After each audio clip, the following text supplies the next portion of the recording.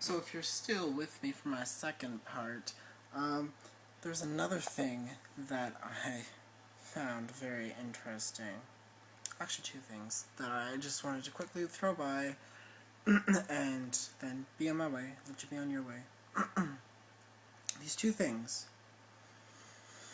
When he says, well, it's actually, through this entire video, they're saying, feel good on the inside, and then the Ken guy, what's his name? Dan?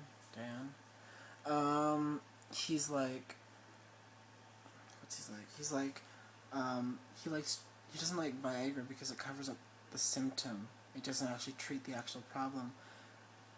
Well, did you do some research to what the actual cause of erectile dysfunction is? Do you know what the cause is, Ken? Or Dan, sorry? Do you? I don't think you do. But I do. Why?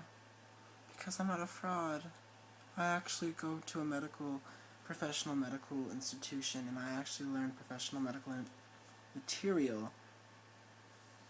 And you don't. That's why I know and you don't. 85%, 85, 86, Stats America isn't all accurate within the 80 percentile thingy. Cases of erectile dysfunction are psychological. Erectile dysfunction is a myth. A myth. It doesn't exist. The biggest thing is preconception. Men over the age of 70, even over the age of 60, think that they are losing their libido. They feel old. You do grow more fatigued, and that is part of the reason for erectile dysfunction, is that you are feeling fatigued because you are older. Your body isn't that energetic. But the major reason is just preconception. You think that you should have erectile dysfunction. You have it. You get nervous when you have sex, and it just goes limp because you're scared. You're like, oh my god. When you're about to have sex, you're like, holy shit. My god, what if I can't get it up? What if I can't get it up? What if it goes limp? And it goes limp because you're so scared about what's gonna happen. And even if it's just right in your back of your head and you're just trying to get caught up in the passion, it's still back there and it's still gonna bring it down. It's gonna bring it down. And you're gonna go limp. It's a misconception, you know? And how we know this is in studies of sleep. We found that erection happens naturally as part of your sleep cycle. Morning wood. You mostly get morning wood, and that's because erections happen through your sleep cycle, and not only for men but for women too. Your clitoris swells, and you get horny, just like us men. And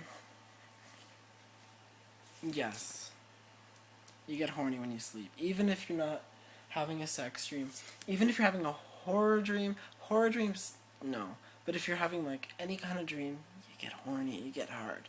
And when they were doing sleep studies on men over the age of 70, 60, even 60, 80, even in the 90s, they did some sleep studies, and they found that they were having erections perfectly fine.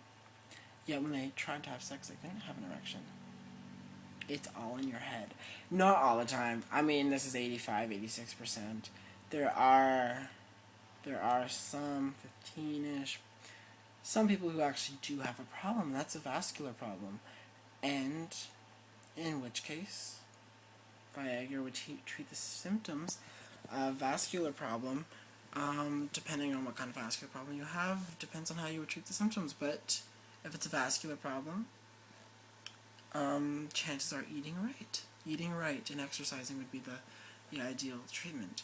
Furthermore, epinephrine, which is a hormone, increases your sex drive.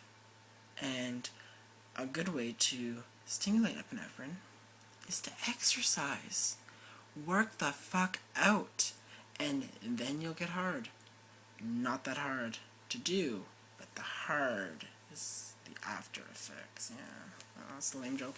Okay, yeah, but seriously, work out, eat well. You avoid the vascular problem.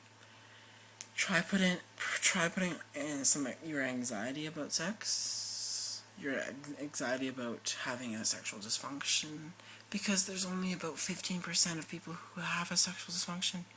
It is so small. Okay, I shouldn't say that. There's more people that have sexual dysfunction, but that's because it's in their head. They think they have it, and they don't. Stop thinking it. Okay? Just stop thinking it. Okay?